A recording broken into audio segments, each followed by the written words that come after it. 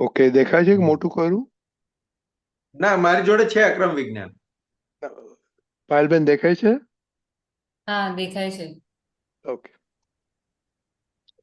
જેણે મનને વશ કરવું હોય તેણે એકાંતમાં કોઈ વસ્તુ કરી હોય તે ખુલ્લી કરી દેવી.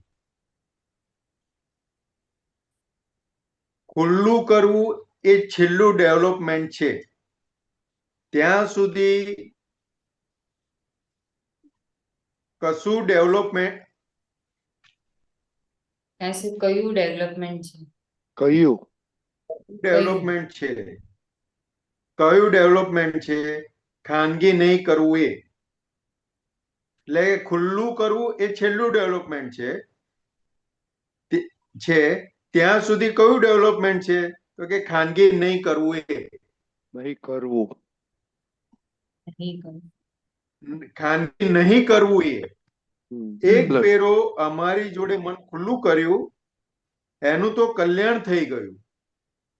એનું નામ આલોચના કહેવાય. જ્ઞાનીને બધું કહેવાય. દોષો ખુલ્લા થયા એટલે તમારી જવાબદારી મટી ગઈ.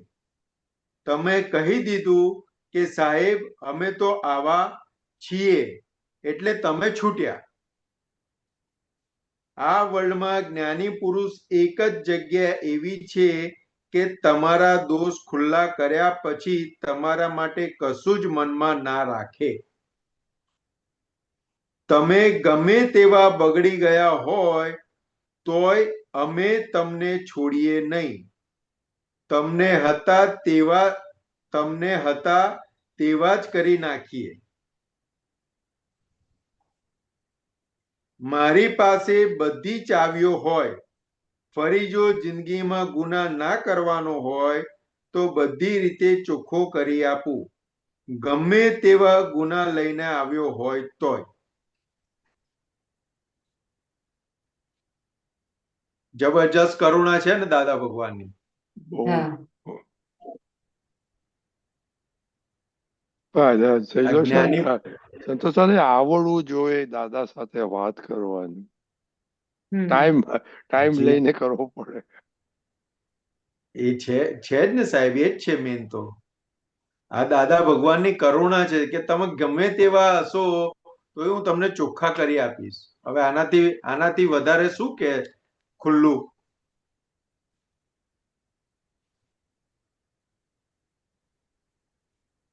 કેવા કરુણાના અવતાર કહેવાય સાહેબ.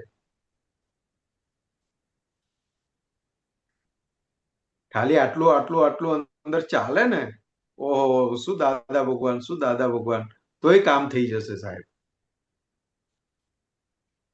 પણ એ મંથન જોઈશે સાહેબ. એ અંદર મંથન જોઈશે. ત્યારે અહો અહો થશે દાદા ભગવાન માટે. ત્યાં સુધી થાય એવું નથી. બાકી તો જિંદગી પૂરી થાય છે. બરાબર છે. બાકી તો આયા શું ને ગયા શું, પૂરું જ થઈ રહ્યું છે.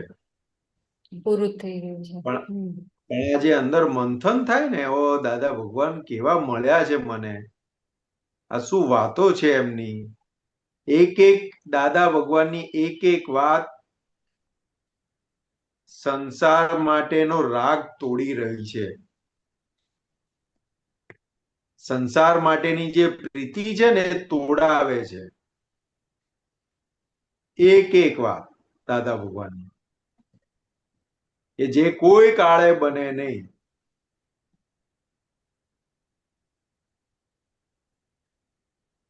એવું છે સાહેબ. બોલો સાહેબ હવે. બરાબર પાયલબેન?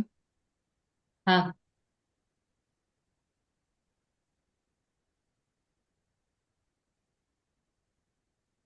ઓકે, તો આપણે સંતોષ આનંદજી હમ